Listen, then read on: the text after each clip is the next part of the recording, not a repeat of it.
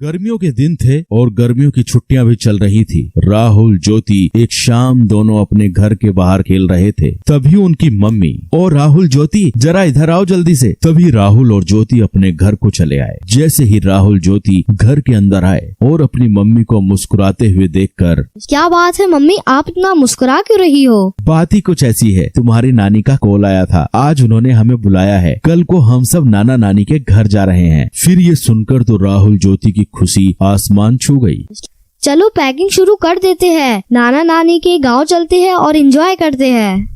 फिर क्या, दूसरे दिन सुबह सब लोग जल्दी नाना नानी के गांव के लिए निकल पड़े। राहुल ज्योति का नानी का घर काफी खूबसूरत और छोटा सा गांव था, जहां सब खेती बाड़ी करते थे और प्यार से रहते थे। राहुल ज्योति जैसे ही नाना नानी के घर पहुंचे तो उनके स्वागत के लिए नाना नानी तैयार खड़े थे। राहुल ज्योति को नाना नानी बोले, राहुल, ज्योति आ जाओ, हमारे पास को आ जाओ। फिर राहुल और ज्योति नाना नानी के पास जाकर उनसे लिपट गए। फिर खास नाना नानी की बनाई हुई स्वादिष्ट खाना खाकर राहुल ज्योति ने थोड़ी देर आराम किया और फिर दोनों अपने नाना नानी हाल का मजा लूटने के लिए तैयार हो गए। ये लो, तुम दोनों के लिए मैंने खास इमली का रस बनाया है, इसे जल्दी से पी लो, इसे गर्मी में पिया जाता है। नानी की बनाई हुई इमली का रस पीकर तो राहुल ज्योति एकदम तरोताजा हो गए। फिर नानी जी ने आम के पेड़ पर एक बड़ा सा झूला टांगा। राहुल ज्योति झूले पर बैठ गए और झूला झूलते झूलते हवा में बातें करने लग गए और फिर नाना जी के साथ घूमने चले गए। और फिर रात हो गई। फिर राहुल ज्योति नानी जी के साथ रात के खाने के लिए फिर घूमकर घर लौट आए।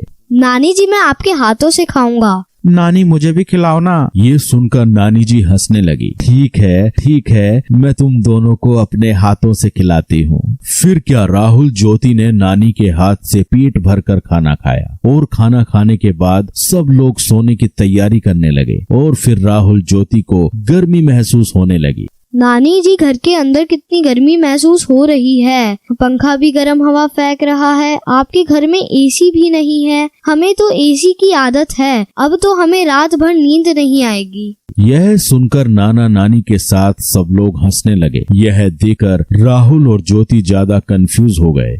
आप सब हंस क्यों रहे हो? हमने कुछ गलत कह दिया क्या? ना बेटा ना, तुमने कुछ गलत नहीं कहा। छोटा सा तो हमारा गांव है, हमारे पास एसी कैसे होगा बेटा, लेकिन हमारे पास एक ऐसा एसी जरूर है जो तुम्हारे शहर में नहीं होगा। नानी जी ने फिर जाकर छत पर गद्दे बिछाए और सोने लगे। नानी, हम भी आपके पास सोएंगे। हाँ, तुम दोनों मेरे पास सो जाओ, आओ सो जाओ। फिर क्या, खुले आसमान के नीचे थोड़ी हवा में राहुल और ज्योति आराम से नानी के पास सो गए और नानी से कहानियां सुनते सुनते दोनों को प्यारी नींद आ गई। तो बच्चों, आपने इस वीडियो में देखा राहुल ज्योति का नानी का